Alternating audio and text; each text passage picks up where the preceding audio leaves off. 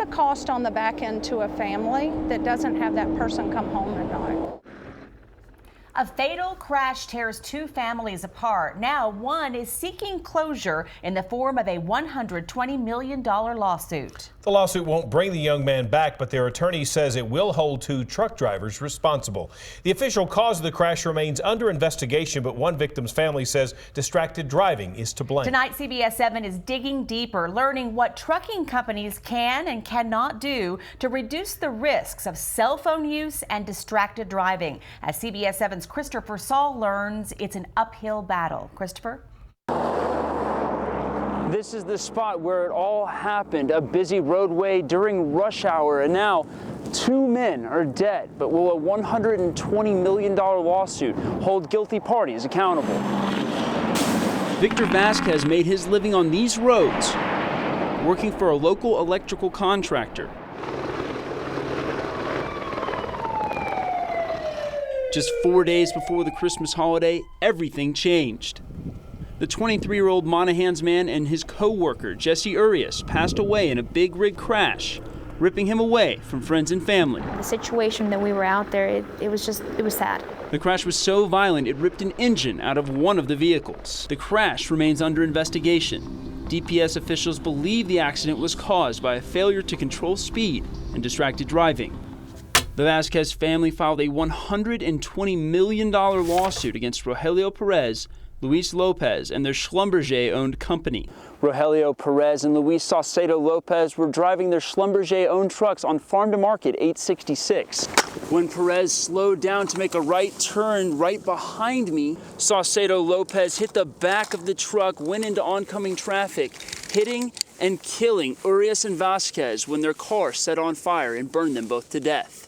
We tried to speak to the drivers, hello, Mr. Perez, but the family had no comment. No comment? Still grieving the loss of their son, the family declined to speak on camera. So whose job is it to keep your family safe? After 2 years patrolling big rigs, Trooper Baker knows the ins and the outs of truck law, including the rules on distracted driving. But catching drivers breaking the law is an almost impossible task. Unfortunately, I would say quite a few get away with it. And now they have a height advantage on us.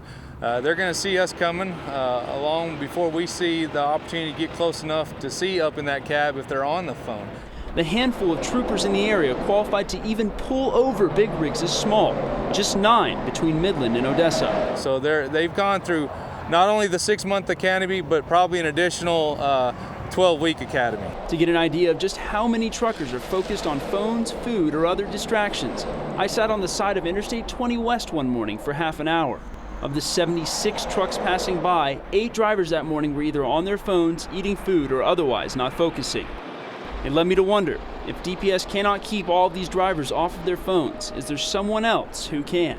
All right, let's go to battery and compressor. And if it's a value only because you're doing a brochure, it won't work. Don Keller came to the oil field 2 years ago after a career in disaster response with one goal: to reduce accidents and deaths for her employees and everyone else on the roads.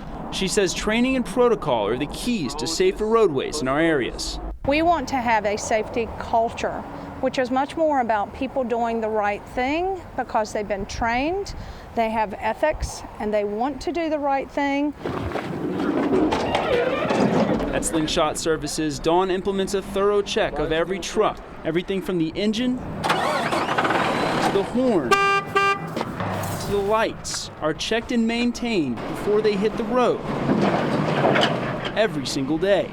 10-15 minutes, what's the cost on the back end to a family that doesn't have that person come home at night? Front good. Since her first day on the job, accidents and near misses have plummeted.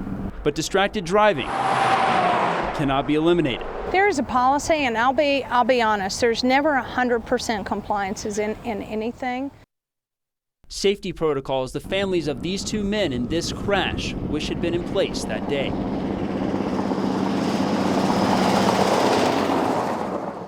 We've requested the records of all of the drivers involved in this incident, but we've been denied. We still plan on fighting to get those for you. For now, in West Odessa, Christopher Saul, CBS 7 News.